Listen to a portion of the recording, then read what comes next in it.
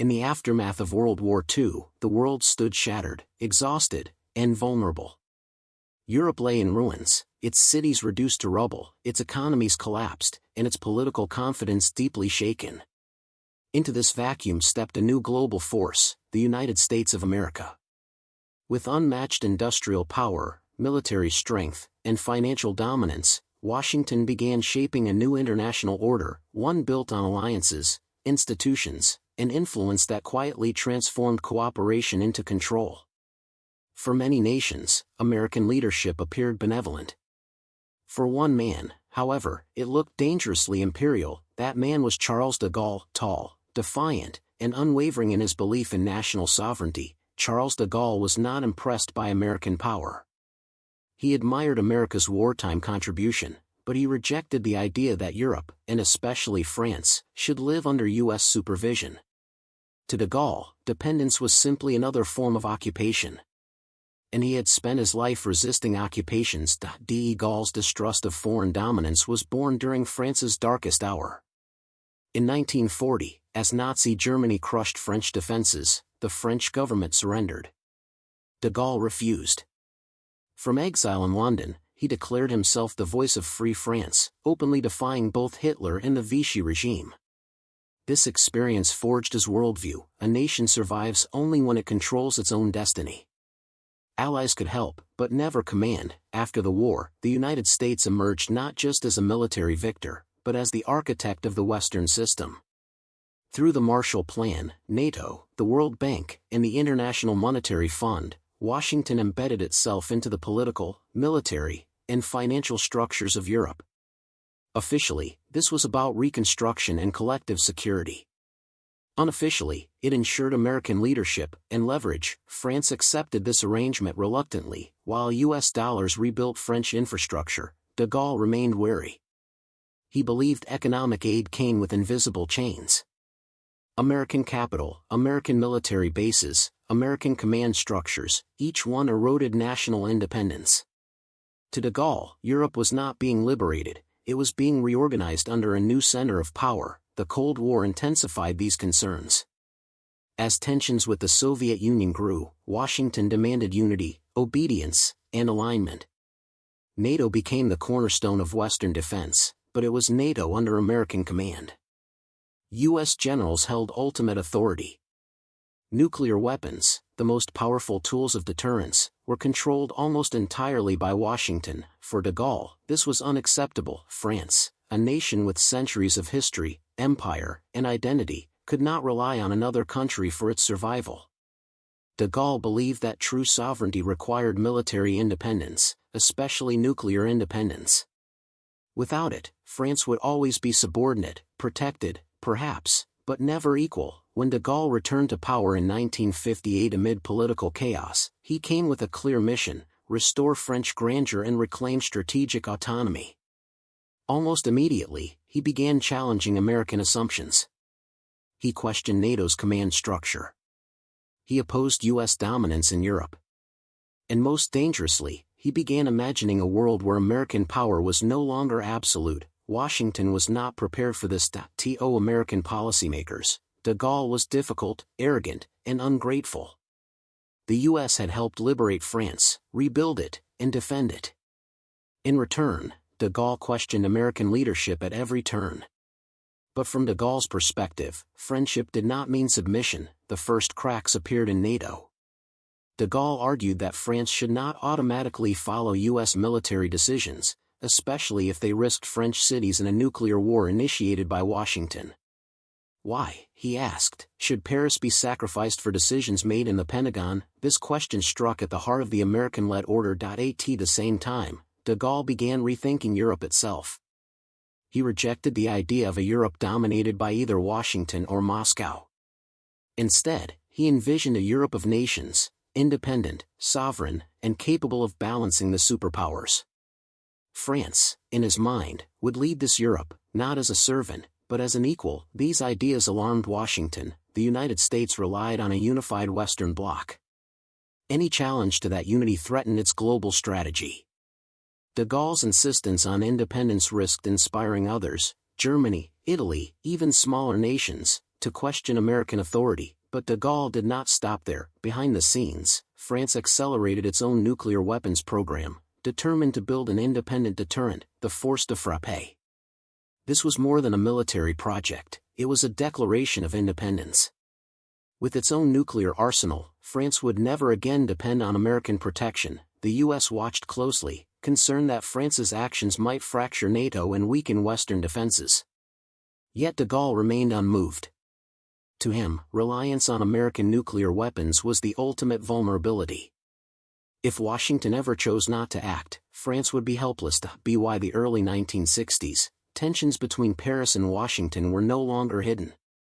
They were structural, ideological, and personal. De Gaulle did not merely oppose certain U.S. policies, he opposed the very idea of an American empire, even one disguised as alliance. What followed would reshape transatlantic relations, challenge U.S. financial dominance, and redefine what resistance to empire looked like in the modern world, and this was only the beginning. By the early 1960s, the alliance between France and the United States had become increasingly fragile.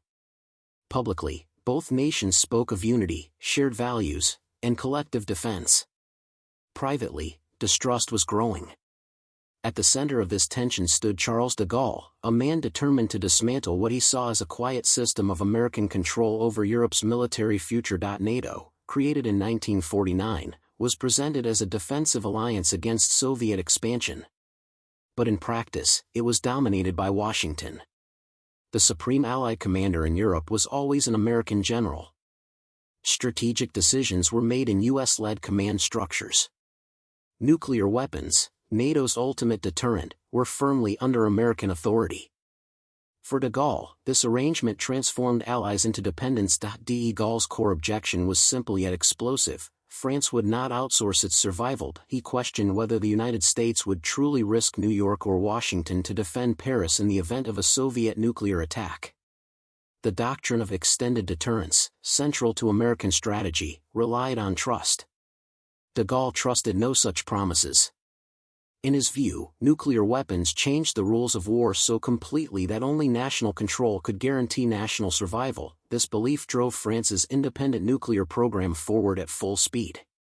Despite limited resources and American skepticism, France successfully tested its first atomic bomb in 1960. The force de frappe was born, a symbol of French autonomy and a direct challenge to U.S. nuclear dominance in the Western Alliance. Washington was deeply uncomfortable. An independent French nuclear force complicated NATO strategy and weakened centralized control. U.S. officials feared that if France could act independently, others might follow. The carefully constructed hierarchy of the alliance, designed to maintain U.S. leadership, was at risk. De Gaulle did not stop at nuclear weapons. He demanded a complete restructuring of NATO's command system. France, he argued, should have full authority over its own forces, even in wartime.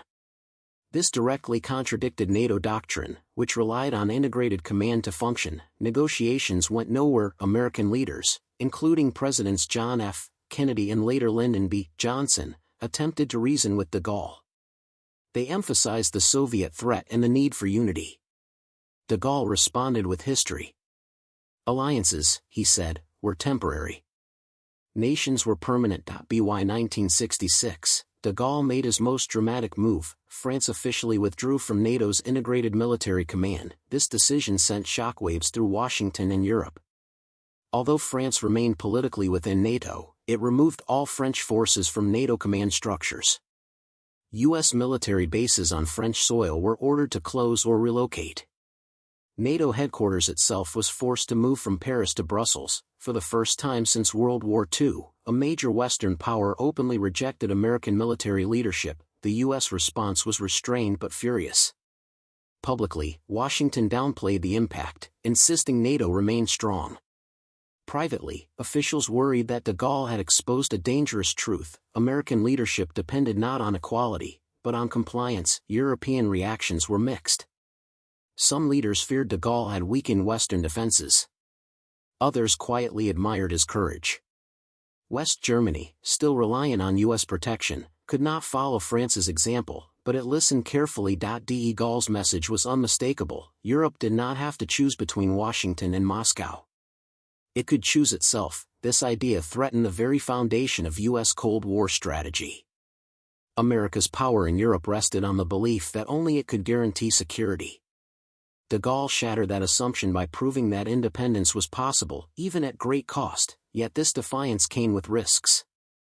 France now stood more exposed, forced to rely on its own deterrent rather than the collective shield of NATO. De Gaulle accepted this vulnerability. To him, dependence was the greater danger. The withdrawal from NATO's command also marked a psychological turning point. For the first time, American policymakers realized that their influence had limits, even among allies. Military power could not enforce loyalty indefinitely. Behind closed doors, U.S. intelligence agencies began monitoring French foreign policy more closely. De Gaulle's actions raised unsettling questions. Was France still a reliable ally?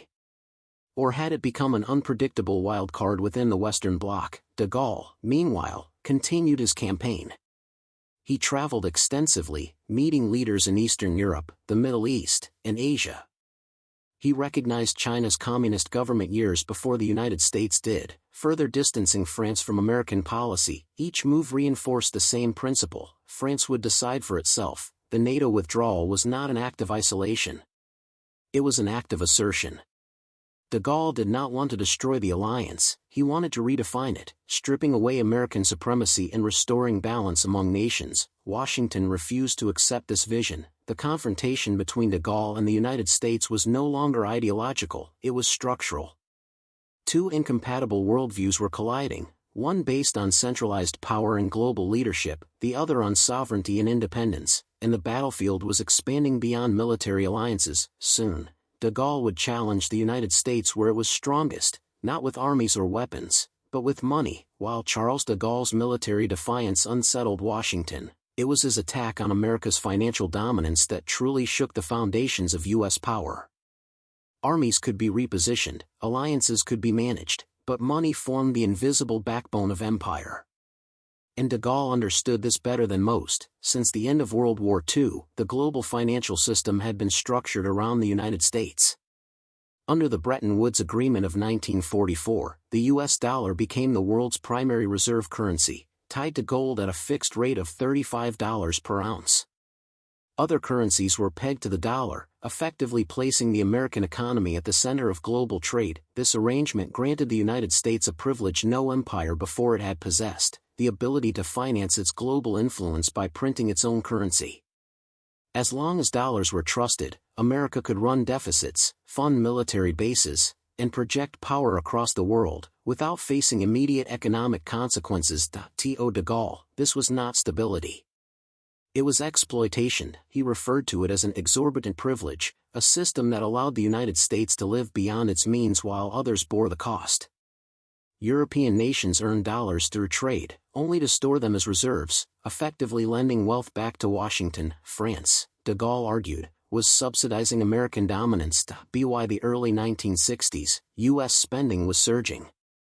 The Cold War, global military deployments, and later the Vietnam War were draining American gold reserves. Foreign governments quietly began questioning whether the United States actually possessed enough gold to back the dollars circulating worldwide. De Gaulle did not remain quiet. In 1965, he publicly denounced the Bretton Woods system, calling for a return to a gold-based international monetary order. Gold, he argued, was neutral, universal, and immune to political manipulation.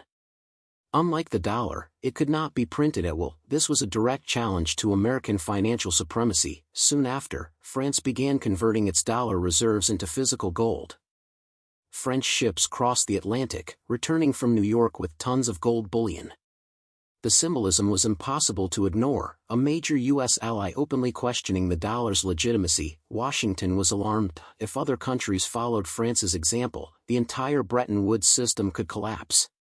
The U.S. gold supply was finite. Mass conversions would expose the fragility of America's financial dominance and force painful adjustments. American officials accused de Gaulle of destabilizing the global economy. De Gaulle responded calmly: the instability already existed. He was merely revealing it. Behind closed doors, U.S. policymakers debated how to respond. Confronting France directly risked political fallout. Ignoring the challenge risked financial disaster. The US began quietly pressuring allies not to follow France's lead, but the damage was done. De Gaulle's actions encouraged skepticism. Other nations, including West Germany and Switzerland, began questioning the long-term viability of dollar-gold convertibility. Trust, once shaken, could not easily be restored. At the heart of de Gaulle's critique was a deeper principle: true sovereignty required monetary independence. A nation that relied on another's currency, he believed, surrendered control over its economic destiny. This belief aligned with his broader worldview.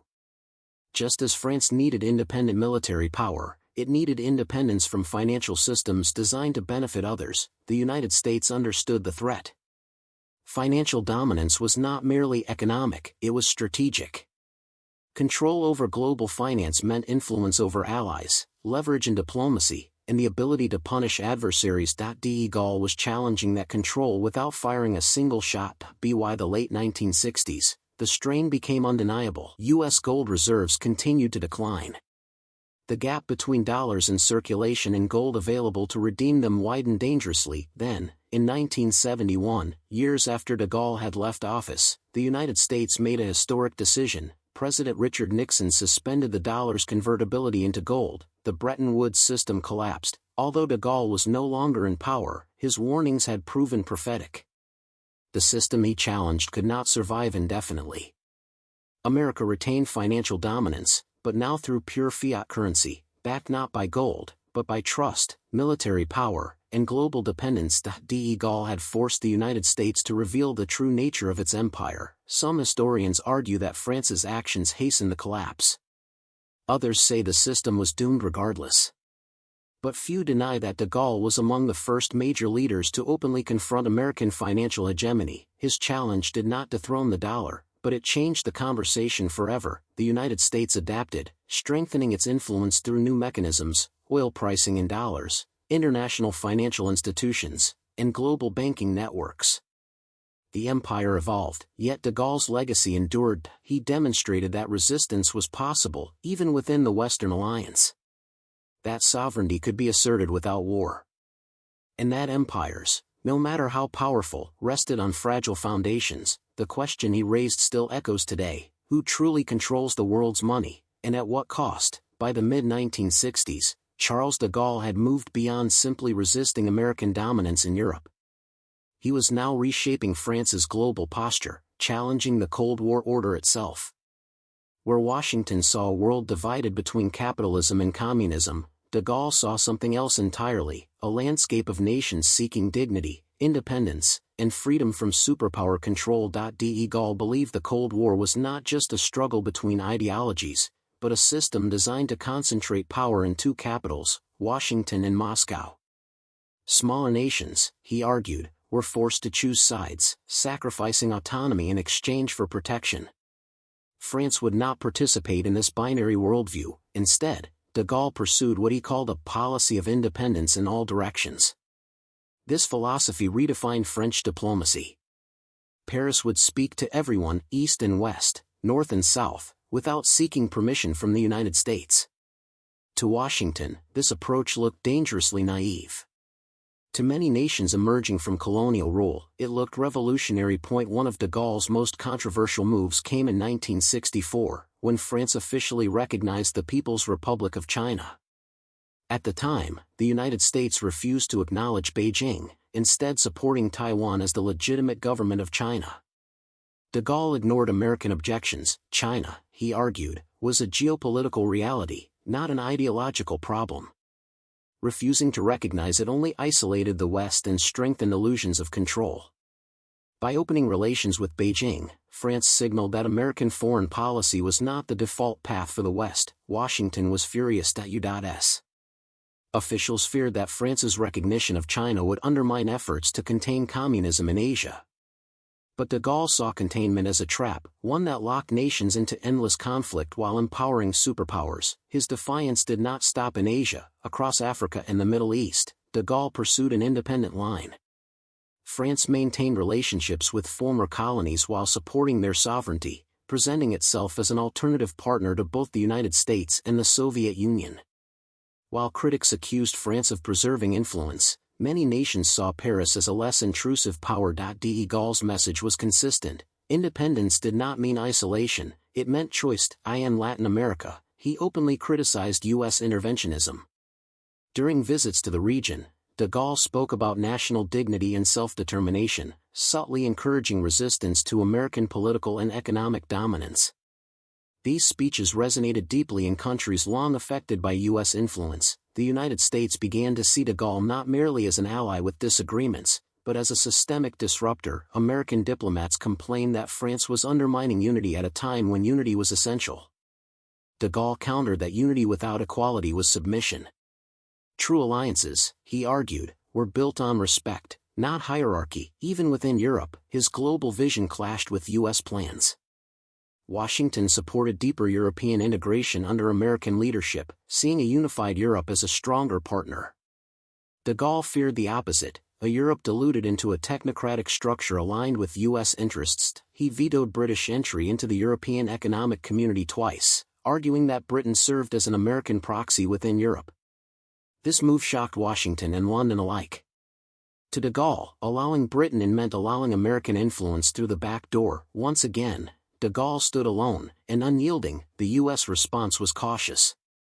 Open confrontation risked fracturing the Western alliance.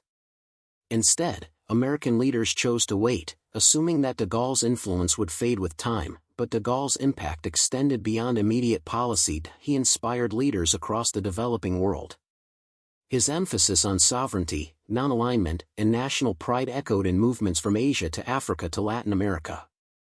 France, under de Gaulle, positioned itself as a voice for multipolarity long before the term existed. This alarmed both superpowers. A world where nations refused to align strictly with Washington or Moscow was harder to control. De Gaulle was not creating an anti-American bloc, but he was weakening the ideological rigidity that sustained U.S. global leadership. Behind the scenes, U.S. intelligence agencies tracked French diplomatic activity closely.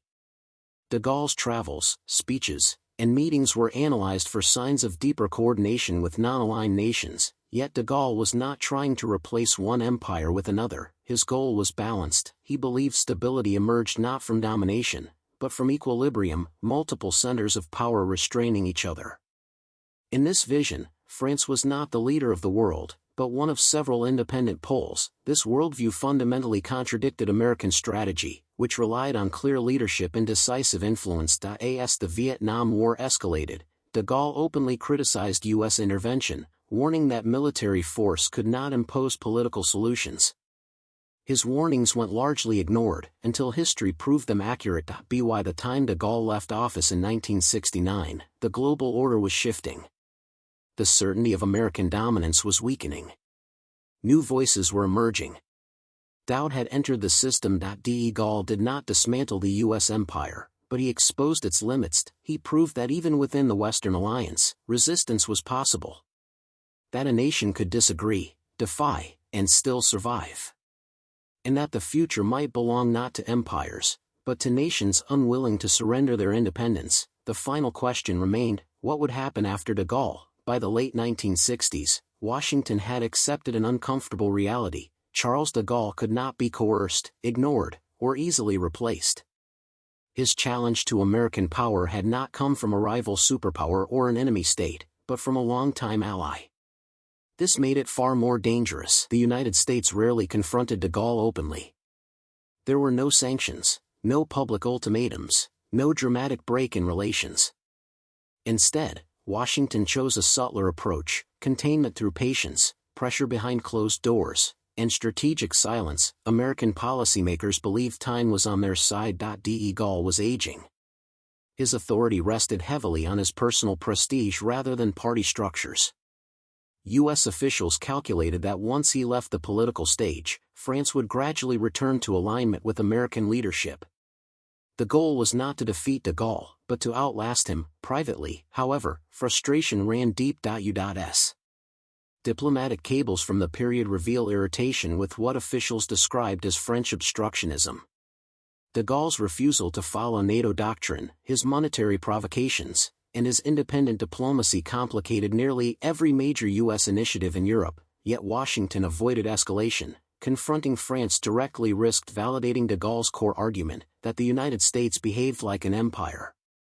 Public conflict would only strengthen his position at home and abroad. Instead, American leaders opted for quiet marginalization. France was excluded from certain strategic discussions. Intelligence sharing became more selective. Military planning increasingly bypassed Paris. Without fanfare, the U.S. reduced France's influence within Western decision-making structures. At the same time, Washington worked to reinforce loyalty elsewhere. West Germany became the centerpiece of U.S. strategy in Europe. Stronger military ties, economic cooperation, and political alignment ensured that Berlin would not follow France's example. Smaller NATO members were reassured, reminded of the security guarantees only the United States could provide. The message was implicit but clear: de Gaulle was the exception, not the model. American media also played a role. Coverage of de Gaulle in U.S. newspapers often portrayed him as stubborn, outdated, or driven by personal ego. His ideas were framed as nostalgic rather than visionary, rooted in a fading past rather than a viable future. This narrative helped minimize his appeal to American audiences and allies alike. Behind the scenes, U.S. intelligence agencies monitored French politics closely. Analysts focused on potential successors, internal divisions, and signs of weakening authority. The hope was that political change, not confrontation, would resolve the problem. Then, in 1968, France erupted. Mass protests, student revolts, and nationwide strikes paralyzed the country. Although the unrest was driven by domestic issues, social inequality, generational conflict, and economic frustration, it shook de Gaulle's grip on power. In Washington, reactions were mixed. Some officials saw the crisis as evidence that de Gaulle's era was ending. Others worried about instability in a major European power.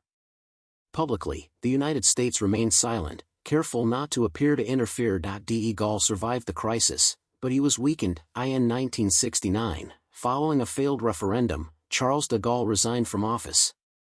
The man who had defied empires twice, first Nazi Germany, then American dominance, quietly stepped away from power. Washington exhaled. Almost immediately, the tone of Franco-American relations softened.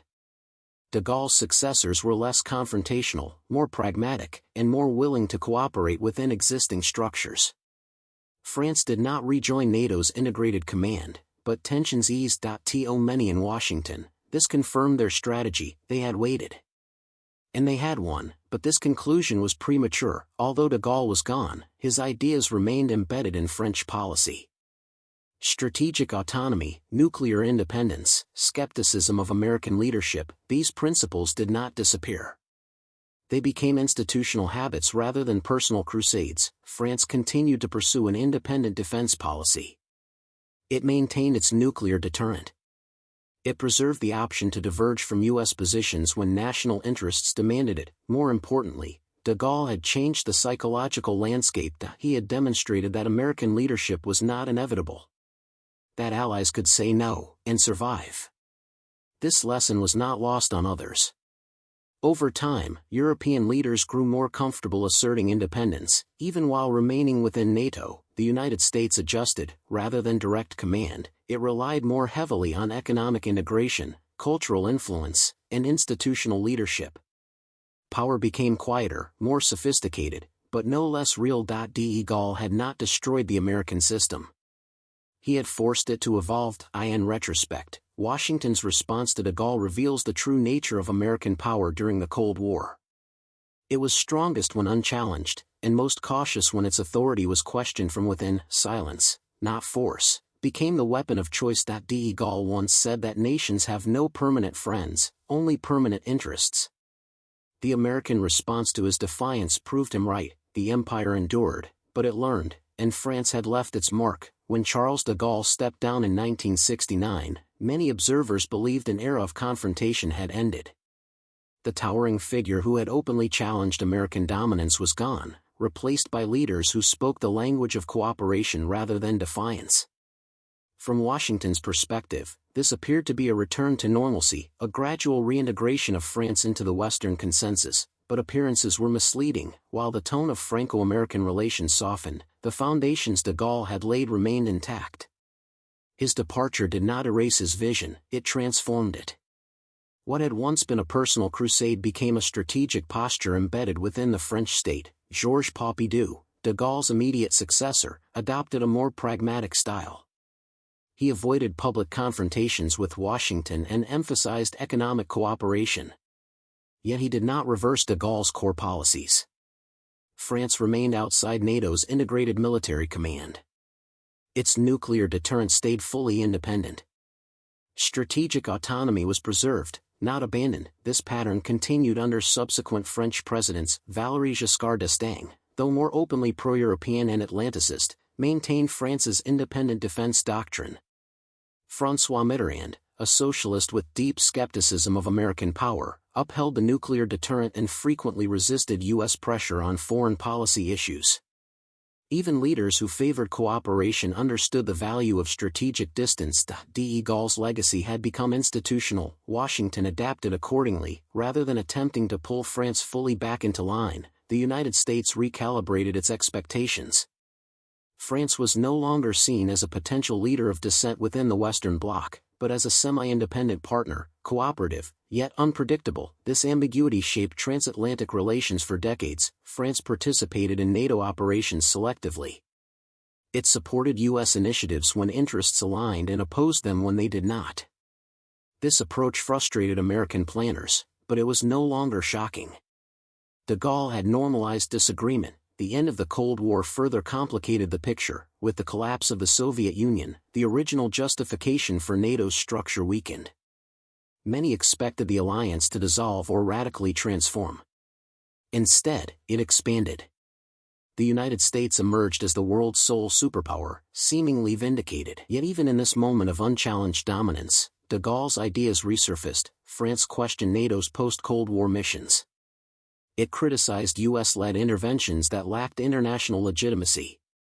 It pushed for a stronger European defense identity, independent of Washington's command. These debates echoed de Gaulle's warnings from decades earlier. In 2003, France's opposition to the U.S.-led invasion of Iraq became a defining moment.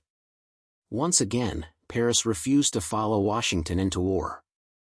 The backlash from the United States was fierce. Diplomatic tension, media outrage, even symbolic gestures of hostility, but the refusal itself was not unprecedented. It was de Gaulle's legacy in action. The Iraq War revealed how deeply his philosophy had shaped French strategic culture. France did not oppose America out of reflex, but out of principle. Sovereignty, legality, and balance remained central concerns. Ironically, over time, other nations began adopting similar positions. Germany grew more cautious about military interventions. European leaders increasingly questioned automatic alignment with U.S. policy. Calls for strategic autonomy resurfaced across the continent, particularly in response to changing American priorities. The world was becoming more multipolar, just as de Gaulle had envisioned. From Washington's perspective, France's behavior was no longer an anomaly. It was a preview. The era of unquestioned American leadership was slowly fading, replaced by negotiation, friction, and selective cooperation. Yet the United States also learned from de Gaulle. American strategy evolved. Instead of demanding obedience, it focused on managing differences. Institutions became tools of influence rather than instruments of command. Power became less visible, but more resilient. This adaptation ensured the survival of American influence even as challenges multiplied. France, meanwhile, never fully returned to NATO's military command until 2009. When it finally did, the world had changed. The Cold War was long over. NATO's role had shifted. And France rejoined on its own terms, preserving its nuclear independence and strategic voice. Even then, the spirit of de Gaulle lingered. French leaders continued to speak openly about autonomy, balance, and national interest. They challenged U.S. policy when necessary. They resisted the idea that alliances required submission. De Gaulle's question had become permanent: can a nation be allied without being subordinate? In the decades after his resignation, the answer remained complex. France cooperated. It compromised. But it never surrendered the right to say no. In this sense, de Gaulle's struggle was not a temporary rebellion, it was a long-term recalibration of power relations. He did not dismantle the American system. He carved out space within it, and that space grew. As new global powers emerged and old certainties weakened, de Gaulle's insistence on sovereignty began to look less like arrogance, and more like foresight. The final judgment was still forming. Charles de Gaulle did not defeat the American Empire. He never intended to. His ambition was more subtle and ultimately more enduring.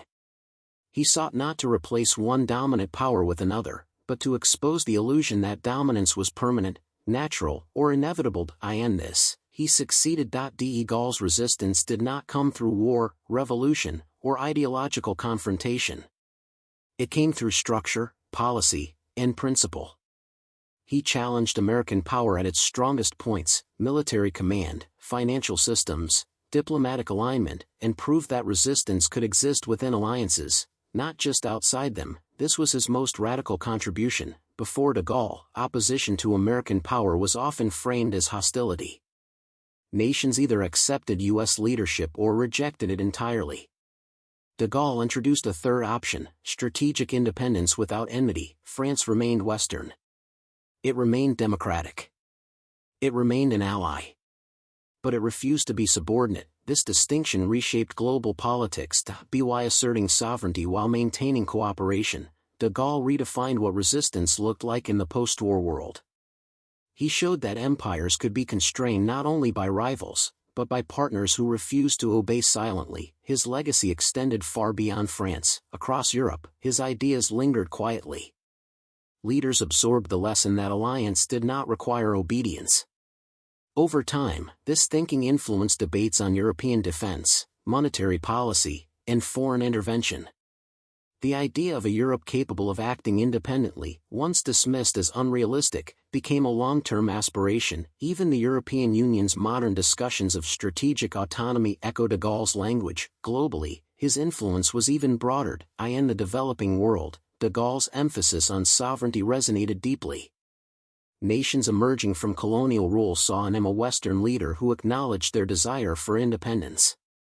His refusal to force ideological alignment offered an alternative path between superpower domination. The non-aligned movement, though independent of France, shared his underlying philosophy: power must be balanced, not centralized. The United States, meanwhile, adapted. De Gaulle forced American policymakers to confront an uncomfortable truth: leadership based on dominance would always provoke resistance.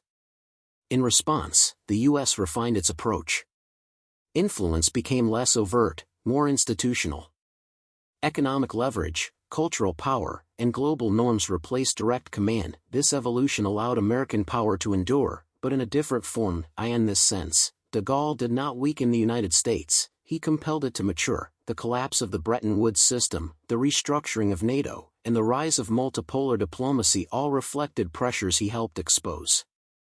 The empire survived, but it was no longer invisible. Critics argue that de Gaulle was motivated by nostalgia, ego, or a longing for past grandeur. Yet history suggests something else. His actions anticipated the world that would emerge decades later, a world where no single power could dominate uncontested. In today's global landscape, de Gaulle's ideas feel strikingly contemporary. Rising powers challenge U.S. influence. Allies assert independence. Financial systems fragment. Military alliances strain under new realities. Once again, nations ask whether cooperation must come at the cost of sovereignty. De Gaulle's answer remains relevant. No, his vision was not anti-American, it was anti-dependence. He did not reject cooperation, he rejected hierarchy.